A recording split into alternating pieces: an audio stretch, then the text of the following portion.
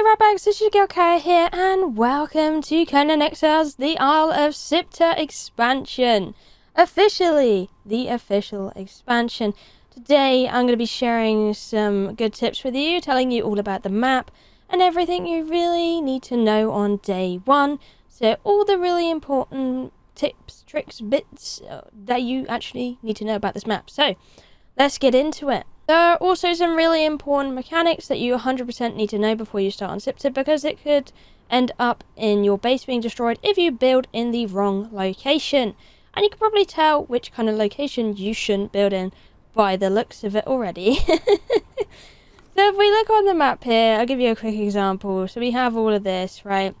Big, massive Isle of Siptah map. So we have 3 islands and the massive island itself. I tell you now, you see this big kind of looking dusty area in the middle, this thing around the tower. Do not build here. Do not build here at all, because this will be the area where something called the storm comes into play. Now, the storm is an event that happens on the map periodically, so it's on a timer base, and this thing can bring in a lot of cloud, a lot of smoke, and most importantly, within this storm, creatures are spawned that are absolutely horrible, that will actually actively come and seek your base. This is how another mechanic in this map actually works. And this all comes down to the Lie Shrines. At the moment, only 3 of them on the map work. There are few ruined ones, but there are 3 that work, which is the Demon, Drowned, and the Serpent. These are very important because they play a key and crucial role in you getting thralls and really good stuff. Essentially, it's the best way to get thralls on the Isle of Siptah. However, it's not the only way to get thralls on the Isle of Siptah. You can also obtain them from wild surges, as you'll be able to see tornadoes throughout the map, and that is exactly what they are. Tornadoes that spawn in thralls from the exiled lands. So that's what they're all about, and that's the kind of way you'll get your first thralls, via the surges. And then, of course, the more advanced, later level one will be the Lie Shrines, or the Lay Shrines, as they like to call it. But of course, my friend, these Lay Shrines are not only for you, they are also most accessible to the public. So it is not the only challenge you'll face getting thralls here, since other people will be able to snag your thralls too if you're rather unlucky. So you don't only have to defend, you have to capture, defend, etc. One of those kind of games. So this is when things like team play comes into a good role. You'll definitely 100% want a team through this. Unless you're solo, then you won't have any worries about people coming to steal things. It will be a bit challenging as a solo person. I'm just going to say that now and get it out there in the open. But it's not impossible, because I've done it myself. So it's 100% possible to solo it. But of course, if you're on a PvP server, PvE, that's the kind of times that you probably want to group up and not go solo, because then you can get terribly screwed over otherwise. So definitely make sure that you are taking lots of precautions and 100% ready for this kind of thing, because yeah, it's going to take a lot of higher up end resources to do anyway. Particularly the thing called Eldarium, a very important resource in the map that you will need to remember 100%. Now, this resource is obtainable by the Elder Vaults. The Elder Vaults are of 14. There are 14 individual Elder Vaults that each give lots of Eldarium, lots of prizes, tons of loot, you name it, but is also fiercely guarded by puzzles and dangerous creatures. However, some are not that dangerous, so you can have a crack at them maybe on day 1. Some of those ones I recommend if you want to have a go on day 1 is either Refuge of the Gremlins, Refuge of the Goblinoids, which are both on the rim of the storm map and are quite noticeable. This one's down a pit, and the other one is also down a pit, so you'll be able to find them via the pit. So they should be pretty simple to find. But yes, those are your kind of day 1 easiest ones. The rest will go up in level in certain ways, which you will have to be careful of them.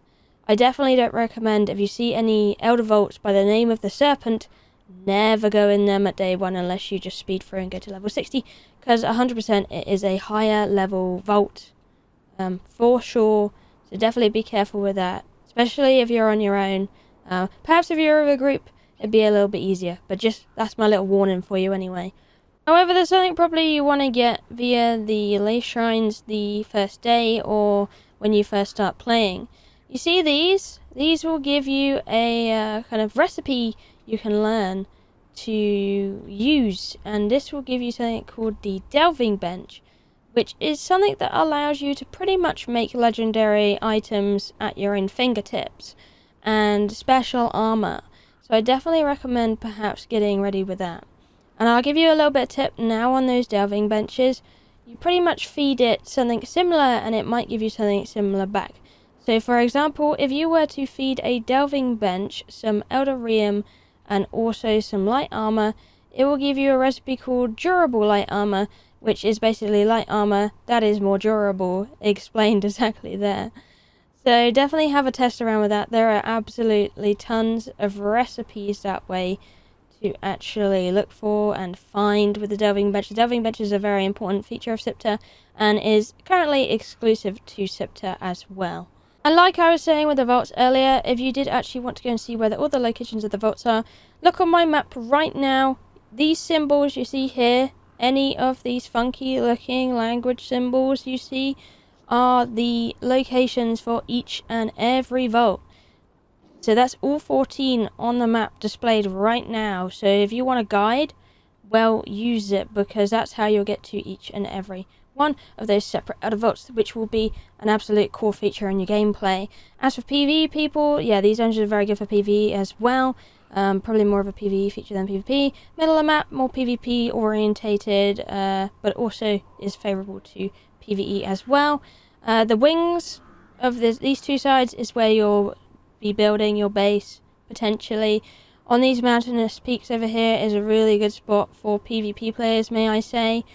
A really, really good spot because they're so high up, so you can definitely use that to your advantage, like people used to do on the Exiled Lands map. All of that great stuff. But yeah, you have that, and you also have the big redwood forest over there as well, which can be really good for hiding a base in the trees so nobody can see you. But yeah, there's some really recluse locations on the Siptah. Quite good for hiding your base. Lots of hidey base spots, may I just say right now.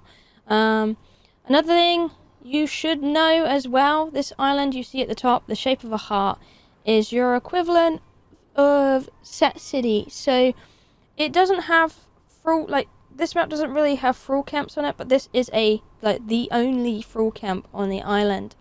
And it's not really for taming thralls, but it has your market and everything. So if you wanted to go and buy things like iced tea or camels, that's the island you want to go to for that.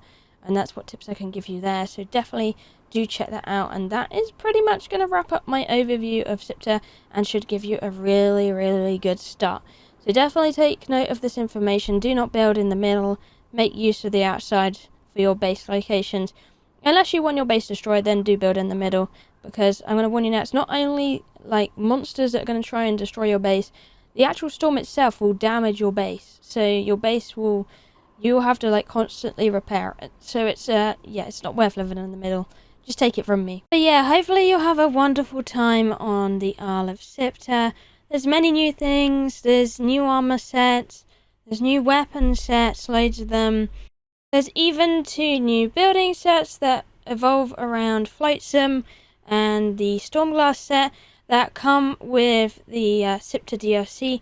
Now, usually things like this would cost $8.99 on its own in UK pounds, but this time they've just plopped them in there, so that's pretty nice that is also an addition. So very, very nice. And also the great thing with the Flotsam set, if you didn't already know, is that is a T1 set.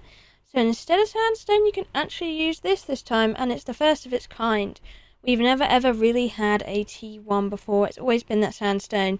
So an additional one is really nice. Of course, if you want to still use the sandstone, you can, but if you want something a little bit different, and I'd say it's probably a lot easier to farm that kind of thing on Siptah anyway, because there's so many trees here, you can do that too, and it should be all good from there. But anyway, I hope you enjoyed this video and found it helpful. Keep an eye on the channel for more updates, and I'll see you in the next one. And also, check me out, Clara on Fire on YouTube. I forgot to say it at the start of the video, but you're still here. I very much appreciate it. I'll be doing a lot of Conan content. But anyway, see ya!